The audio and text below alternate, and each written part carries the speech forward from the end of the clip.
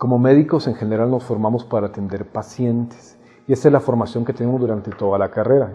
Anteriormente llevar estadística era como una materia aislada y no teníamos una formación que nos llevara a concatenar lo que veíamos con los pacientes y el aspecto estadístico. Había una separación de las dos materias. Hace algunos años el doctor Alban Feinstein, él era matemático, le llamó la atención la medicina y entró a ser médico y después se hizo especialista en nefrología.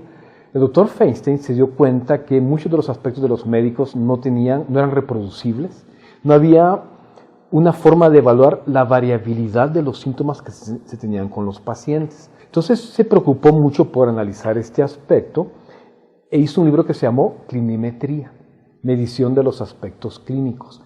Y entonces él empezó a trabajar viendo qué tanto se reproducían los síntomas de los pacientes y el médico era capaz de poder evaluar el síntoma y dar el diagnóstico correcto. A partir de allí surgen varias ramas, entre ellas lo que es la medicina basada en evidencia, que busca tener un aspecto cuantitativo de la medicina, ver la reproducibilidad que tiene los síntomas y signos que estamos analizando y también evalúa qué tan bueno es uno en el diagnóstico. La idea es de los tratamientos que hay y de los diagnósticos que se hacen, conocer qué tan reproducibles, qué tanta fuerza en realidad tienen. Porque una cosa es lo que yo creo que un paciente pueda tener y otra cosa es que tenga la evidencia suficiente para demostrar que este diagnóstico es correcto. Esta corriente ha venido a cambiar la forma de pensar del médico. En la actualidad, esto ha mejorado de tal manera que ese tipo de aspectos clínicos ya no los vemos ahora, porque estamos viendo las enfermedades a un grado tan temprano que los pacientes no desarrollan síntomas. Entonces se hace más importante el aspecto de entender sensibilidad y especificidad de los exámenes que estamos tomando y que los médicos puedan conocer cómo hacer diagnósticos más tempranos, incluso sin síntomas de los pacientes. Entonces la medicina que nos tocó estudiar hace algunas décadas no es la que vemos actualmente. Ha cambiado completamente y el médico se ve más obligado a entender estos fenómenos de probabilidad para poder hacer un diagnóstico mejor con los pacientes. Entonces los jóvenes ahora sí tienen más formación de estadística que los médicos que se formaron en los años 60, 50. Sin embargo, todavía nos falta que nuestros médicos jóvenes aprendan a manejar hipótesis y hacen investigación, pero sí todo se está basando en el aspecto de tener la mejor evidencia posible que soporte el diagnóstico y tratamiento de los pacientes. Entonces la estadística es un aspecto que día a día se están evaluando los médicos en la actualidad. La variabilidad biológica es muy importante para la sobrevida de las especies. Es decir, una especie que tenga mucha variación biológica está más apta para sobrevivir aunque el medio ambiente cambiara. Entonces el ser humano tiene variación genética y variaciones fenotípicas, o sea, los genes y cómo se expresan los genes, de tal forma que podemos vivir desde el Polo Norte, pasando a todo lo que es selvas tropicales hasta el desierto. Entonces somos una especie con alta variabilidad biológica. Y esto implica que las enfermedades que tenemos también son sumamente variadas. Buscamos la estadística para entender la variación que hay, poder proponer límites de confianza para poder detectar una enfermedad y entender los patrones que estamos viendo en las imágenes. Aquí en el Hospital General de México estamos enfocando todo a lo que es entender toda la matemática subyacente de un proceso estadístico, pero también poder formular hipótesis que tengan bases matemáticas, ver tamaños de efecto, ver diferencias. Estamos buscando que los alumnos del hospital sean capaces de formular hipótesis con un modelo matemático que tenga base en su experiencia o la lectura de otros artículos y que lo ponga en contraste. Esto nos sirve para conocer mejor nuestra población de pacientes que llegan al hospital y para ver si los paradigmas médicos que se aplican en otros países son igualmente aplicables a México. Entonces, de esta manera nuestros estudiantes pueden contrastar su conocimiento con la vida real. En un segundo aspecto tenemos los que son nuestros investigadores aquí en el hospital que están formulando aspectos nuevos. Por ejemplo, estamos trabajando células madre para poder cuidar lo que son úlceras de pie diabético. Y por último, lo que es el aspecto multidisciplinario de la vinculación. Al hospital vienen físicos, biólogos moleculares, vienen ingenieros, por ejemplo, en diseños, tanto de computación como diseño industrial, y en conjunto ponemos un problema específico de salud.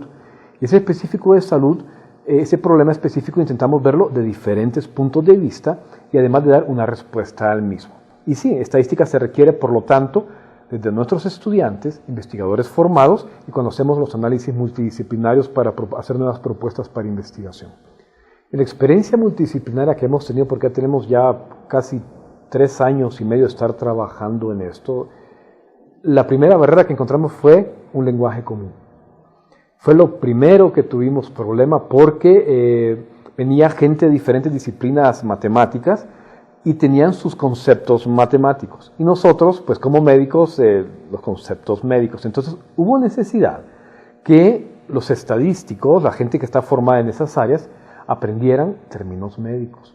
Incluso ahora tenemos contratados actuarios, por ejemplo, que hacen la parte estadística, que están estudiando lo que es doctorado en epidemiología. Pero les ha tocado aprender la célula, cómo está formada, cánceres, cómo se distribuyen, palabras como metástasis, por ejemplo, estirpes celulares, de tal manera que ellos entendieran de qué estábamos hablando. Y por nuestra parte tuvimos que aprender aspectos de funciones, entender cuando estaban hablando de derivadas, todo el aspecto estadístico también de varianza, promedios, diferencias de promedios, tamaños del efecto, poder entender las pruebas de hipótesis, por ejemplo, una T-de-Student, o los análisis multivariados. Entonces tenemos médicos ahora que hacen estadística y tenemos estadísticos que están estudiando medicina. Generalmente lo hacemos desde los primeros momentos que empezamos un proyecto, desde la idea, desde cómo formular la hipótesis. La hipótesis es el corazón de una investigación y tiene que estar determinada desde las variables que yo considero independientes, como las variables dependientes, qué magnitudes espero encontrar, en qué tipo de pacientes voy a trabajar. Desde que empieza la idea, invitamos a las diferentes disciplinas para trabajar el proyecto. No se diga al momento que se está escribiendo, que definitivamente tiene que estar presente. Nuestra gente que trabaja la parte estadística conoce el proyecto desde el inicio. Entonces, la hipótesis es el core, el corazón de todo este aspecto. Pero desde el inicio empezamos este tipo de tratamiento estadístico. Decía Fisher, si me traen un estudio ya terminado, puedo hacerle la autopsia para decirle por qué no funcionó. Porque el estadístico tiene que estar desde el principio de esta investigación. Tenemos un analfabetismo estadístico en general como población. Muchas veces no diferenciamos tampoco lo que es la opinión de una persona de la evidencia que hay respecto a lo que él está diciendo. Y nos dejamos llevar por lo que nosotros creemos. Incluso los médicos tendemos mucho a ver un medicamento basado en la experiencia que tuve con un solo paciente. Si me fue mal con ese medicamento, pues no, mejor no lo ocupo porque me va a ir mal con todos los demás. Sin embargo, lo que intentamos inculcar en los estudiantes es que vean los estudios que hay y que vean la estadística real de lo que se está observando. Y segundo, se ha dado la mala fama a la estadística de poder demostrar lo que uno quiera. Entonces sí, así surgen varios aspectos de que no, pues yo con estadística se puede encontrar artículos a favor y artículos en contra. El investigador tiene que estar atento a lo que llamamos sesgos. Entonces, que es parte de el aprendizaje estadístico. Entonces, si yo sé que está sesgado un estudio, el resultado no va a ser confiable. Entonces, todos estos aspectos me permiten determinar qué sí a favor, qué sí en contra voy a considerar. Si hay un joven que está interesado en estadística, esa es una carrera de por sí que se puede aplicar en diferentes áreas, tanto al aspecto médico como aspectos industriales.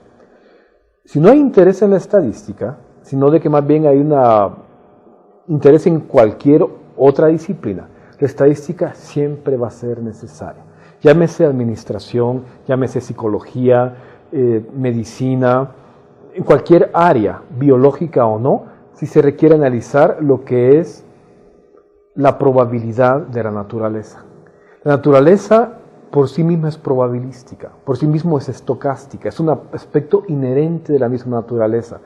Si no entendemos esto, vamos a cometer errores. Pero hoy tenemos un boom donde todo el mundo, enfermeras, técnicos, médicos, generales, especialistas, quieren hacer investigación porque se han dado cuenta de la riqueza que esto trae y aprender métodos estadísticos porque reconocen de que la estadística es una herramienta sumamente útil para diferenciar qué es bueno de los tratamientos, qué es malo, no en forma absoluta, pero sí nos da una aproximación muy útil para poder continuar esto. Entonces, si les interesa la carrera, bienvenido, porque van a encontrar lugar en cualquier otra disciplina. Y si no interesa la carrera de estadística, de todas maneras vale la pena estudiarla para entender mejor la disciplina de uno mismo.